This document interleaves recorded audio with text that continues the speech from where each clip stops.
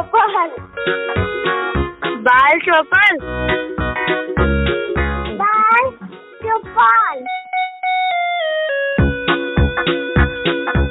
सहकार radio पर ढेर सारी मस्ती और जानकारियाँ।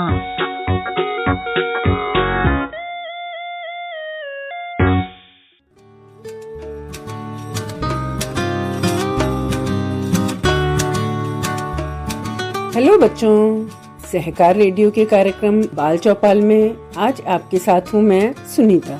आज ज्ञान विज्ञान की श्रृंखला में मैं आपको सुनाऊंगी एक्सरे की खोज की कहानी। बच्चों, आज रबड़, स्टील, रेशम, छपाई ये चीजें बहुत मामूली लगती हैं। ये हमारे जीवन में रच बस गई हैं। चिकित्सा में एक्सरे, बेहोशी वाली दवाओं के उपयोग से बहुत सी मुश्किलें आसान हो गई हैं। सच कहें तो तरह तरह के आविष्कारों ने हमारे जीवन को सुखी और समृद्ध बनाने में बड़ी भूमिका निभाई है, लेकिन इन आविष्कारों को करने वाले लोगों को किस्म किस्म के खट्टे मीठे अनुभवों से गुजरना पड़ा है।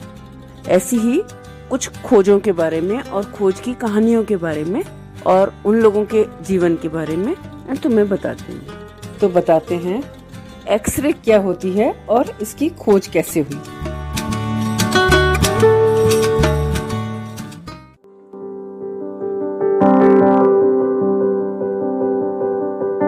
ये है 1895 की बात, 1895 की। विलहेल्म रॉन्टजेन जल्दी अपना प्रयोग कर रहे थे, क्योंकि उन्हें रात के खाने के लिए घर जाने में देर हो रही थी। जल्दी में उन्होंने एक गलती कर दी और उस गलती से ही एक बड़ी वैज्ञानिक खोज बन गई, जो इतिहास के पन्नों में दर्ज हो गई। रॉन्टजेन एक लंबी कांच की नली के साथ प्रयोग कर रहे थे, जिसे कैथोड रे ट्यूब कहा जाता है।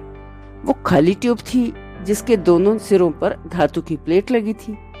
जब उन प्लेटों को बैटरी से जोड़ा जाता, ट्यूब के अंदर एक विशेष किरण निकलती, जिसे कैथोड रे कहा जाता है। आज इसका प्रयोग टीवी और कंप्यूटर में भी किया जाता है। कैथोड रे के कारण ट्यूब की कांच की दीवारें एक डरावनी सी हरी चमक से चमकने लगती थीं।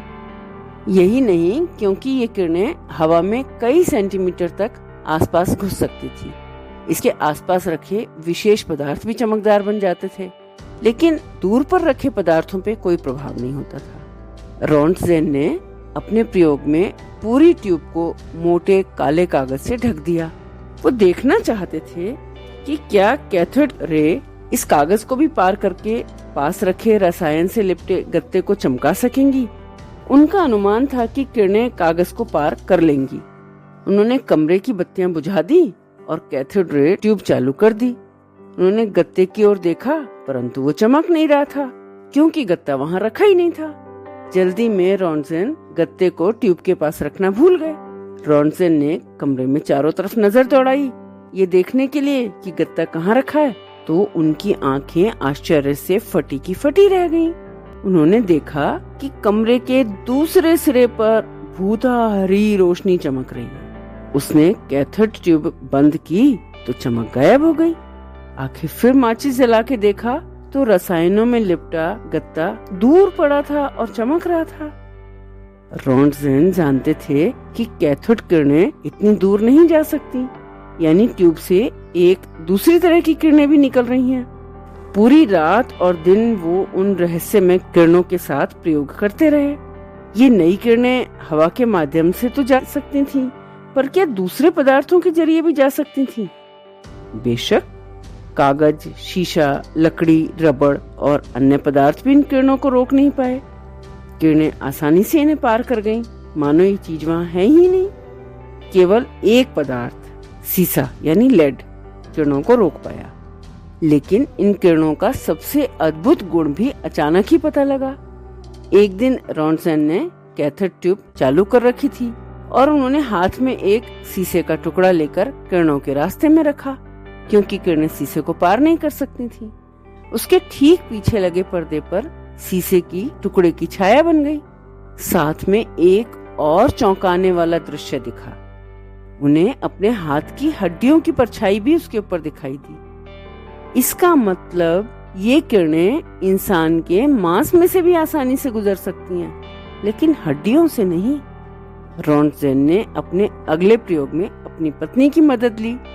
उन्होंने अपना हाथ कैथोड रे ट्यूब और एक नई फोटोग्राफिक फिल्म के बीच में रखा। जब फिल्म को तैयार किया तो रॉन्टजेन बहुत खुश हुए। उनके सामने पत्नी के हाथ की हड्डियों का बढ़िया चित्र था, जिसमें चारों ओर के मांस की हल्की सी छवि दिख रही थी। हालांकि उनकी पत्नी बिल्कुल खुश नहीं हुई। उसे लगा उन्होंने अपने हाथ का भूत देखा है, और वो इतना डर गईं और इतनी नाखुश हुई कि उन्होंने फिर कभी अपने आप को उस प्रयोग में शामिल नहीं किया।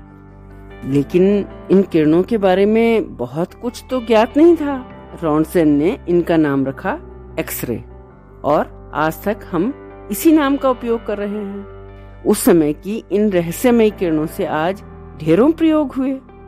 विमानों के वेल्डिंग से बने जोड़ों के अंदर की कमियां निकाली, जैसे हवा के बुलबुले या चिटके हिस्से। हवाई जहाज के यात्रियों के सामान के अंदर छिपे हथियारों या चोरी छिपे ले जाया जाने वाला सोना भी ढूंढा जा सका।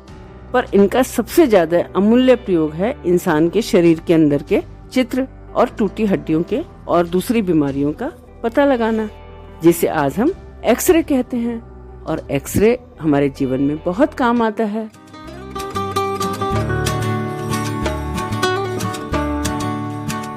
तो बच्चों, आप सुन रहे थे सहकार रेडियो का कार्यक्रम बाल चौपाल।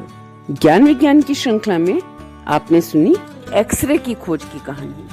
आपको ये कहानी कैसी लगी, कमेंट बॉक्स में लिखकर हमें जरूर बताइएगा। अगर आप ये कार्यक्रम पहली बार सुन रहे हैं और हमसे जुड़ना चाहते हैं, तो व्हाट्सएप ग्रुप से जुड़ने के लिए 9617226783 पर अपना नाम और जिला लिखकर भेजें। फेसबुक से जुड़ने के लिए पेज लाइक करें, या फिर अगर आप हमसे यूट्यूब पर जुड़ना चाहते हैं तो हमारा चैनल सब्सक्राइब करें। अधिक जानकारी के लिए हमारी वेबसाइट सहकाररेडियो.com देखें।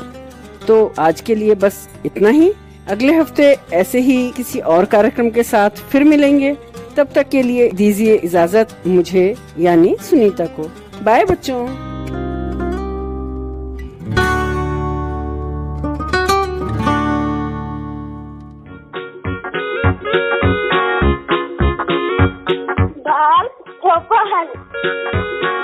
बाल चौपाल। बाल चौपाल। सहकार रेडियो पर ढेर सारी मस्ती और जानकारियाँ।